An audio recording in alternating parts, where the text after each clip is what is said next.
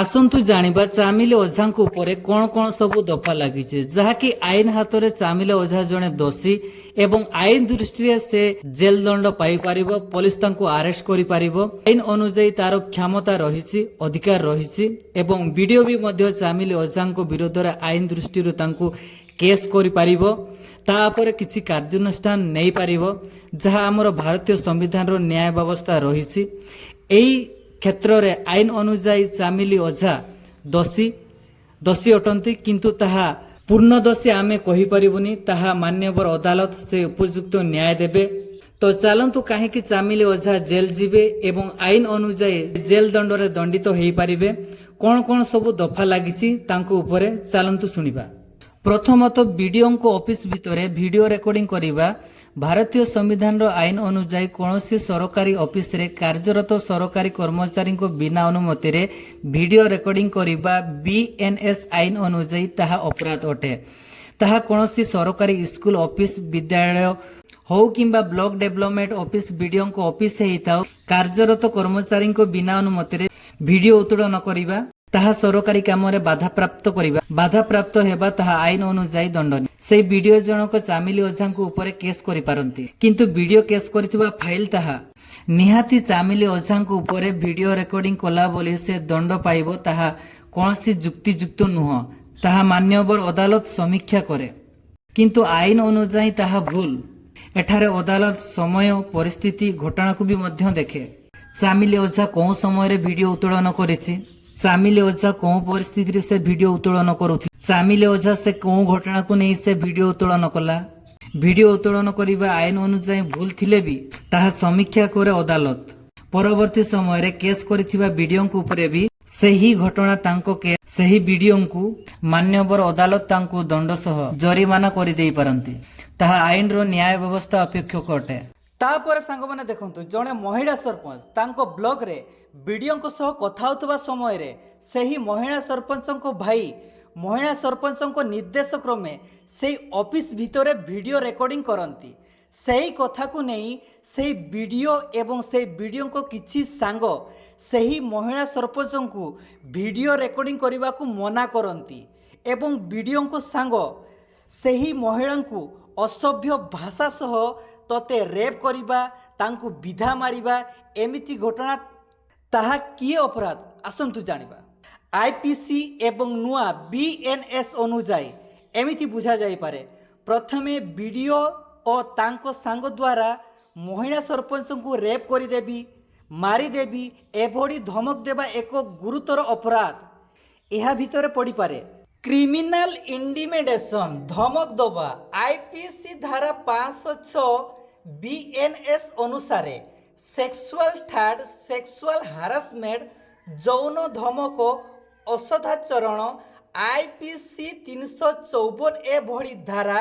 Word gesture insulting modesty of A women महिला सम्मान को अपमान आईपीसी 509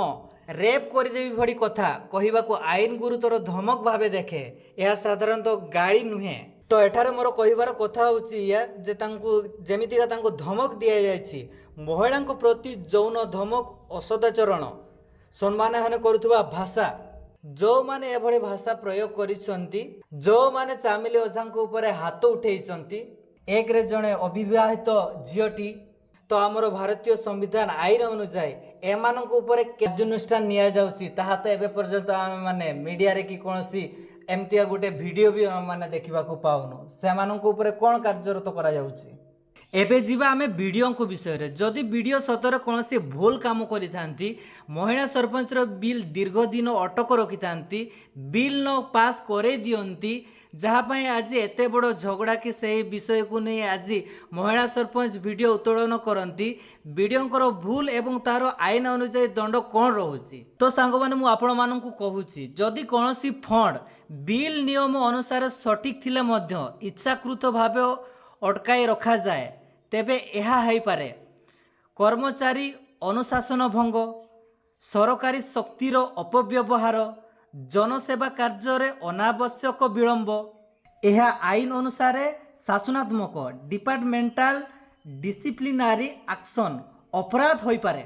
ताहेले से कौन दंड पाई परिबो से एई सबु दंड पाई परिबो विभागीय तदंत माने डिपार्टमेंटल इंक्वारी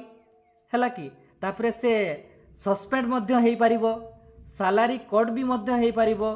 एवं से ट्रांसफर बदली एवं गुरुतर मामला रे डिसमिसाल फ्रॉम सर्विस माने चाकरी छड़ा भी तांकर हेई परिबो सांग माने दंडटी रही 3 रु 7 वर्ष किंबा अधिक जेल जरिमाना सह चाकरी हरैबा भी मध्य रही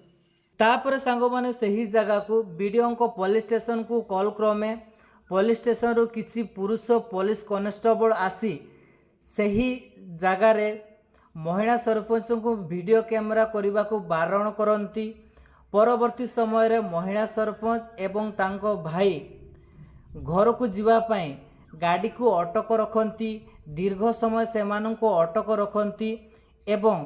दुहे अटक रखिबार कारण पचारिबारु से माने न दर्शाई पारंती एही समस्या कहा उपरे भारी हेई पारे तो चलते ए बाबत को भी आपण मानकु टिके सुनाउचे तो सांग माने मु एठी आपण मानकु कहूची गुरुतर आईन और मौलिकर अधिकार फंडामेंटल राइट एठी पुलिस द्वारा अबोध भाव अटक रखिबा डिटेंशन जदि कोनोसी अभियोग एफआईआर आईनगत कारण छड़ा दीर्घ समय पर्यंत गाड़ी अटकाइबा किंबा लोकन को रखिबा कारण न कहिबा तेबे एहा इलीगल डिटेंशन अटे right to life as personal liberty violation of article 22 किंतु व्यक्ति जनक शांतिपूर्ण भाव वीडियोटी को प्रूफ भाव से रखी पारिबो एवं गाड़ी को अटकेबा भाई को जीवा को न देवा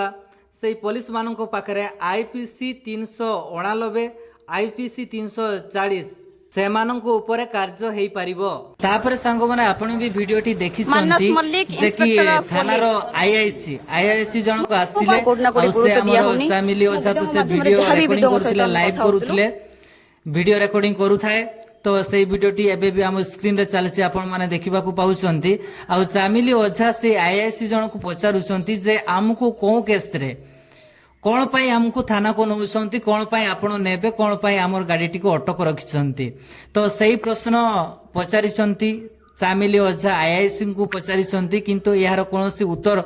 देई पारनथिबार जहा हमें माने वीडियो रे माने देखिबा को पाइथिलु से पचारिछंती कोनोसी किंतु उत्तर दउ नाहंती हमर किए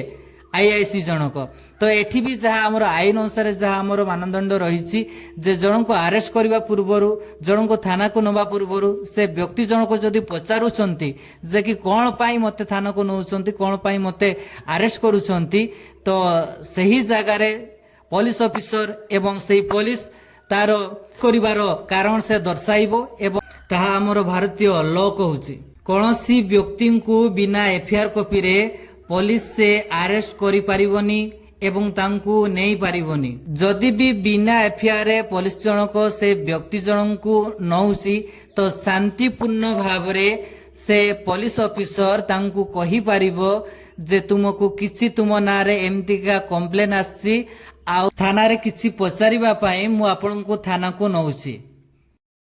पुलिस ऑफिसर जनक शांतिपूर्ण भाव रे तांकु बुझाई से पुलिस थाना को नहीं पारिबो किंतु कौनसी विशृंखलित सृष्टि करी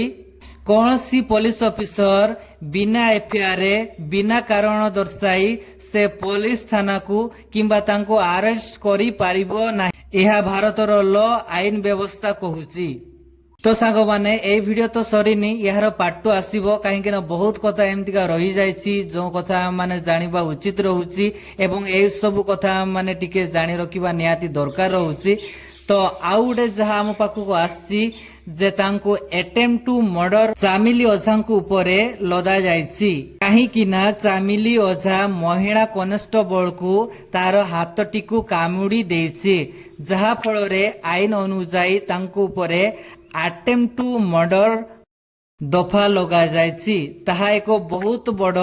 गुरुत्वपूर्ण दफा तो आमर प्रशासनिक ऑफिसर माने सामान्य कामुडी थिबा घटना को अटेम्प्ट टू मर्डर दफा लगेबा ताहा केते जो सत्य ताहा केते जो ठीक ताहा आपण माने कमेंट करी जणान एवं आउ एक कमेंट आपण मानकर देखिबा को चाहूछु आपण माने कमेंट करी निश्चित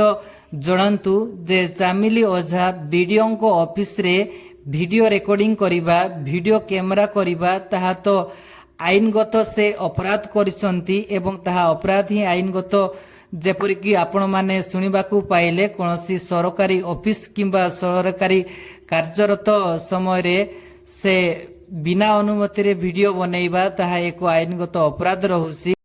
ତ ଆପଣମାନଙ୍କର ମତରେ ସେହି ଅଫିସ ଭିତରେ ଭିଡ଼ିଓ କରିବାଟା କେତେ ଦୂର ଠିକ୍ କେତେ ଦୂର ବେଠିକ୍ ରହୁଛି, ଆପଣଙ୍କର ମତ କ'ଣ ରହୁଛି ତା ବାବଦକୁ ବି ମଧ୍ୟ ଆପଣମାନେ କମେଣ୍ଟ କରିକି ଟିକେ ଜଣାଇଥିବେ।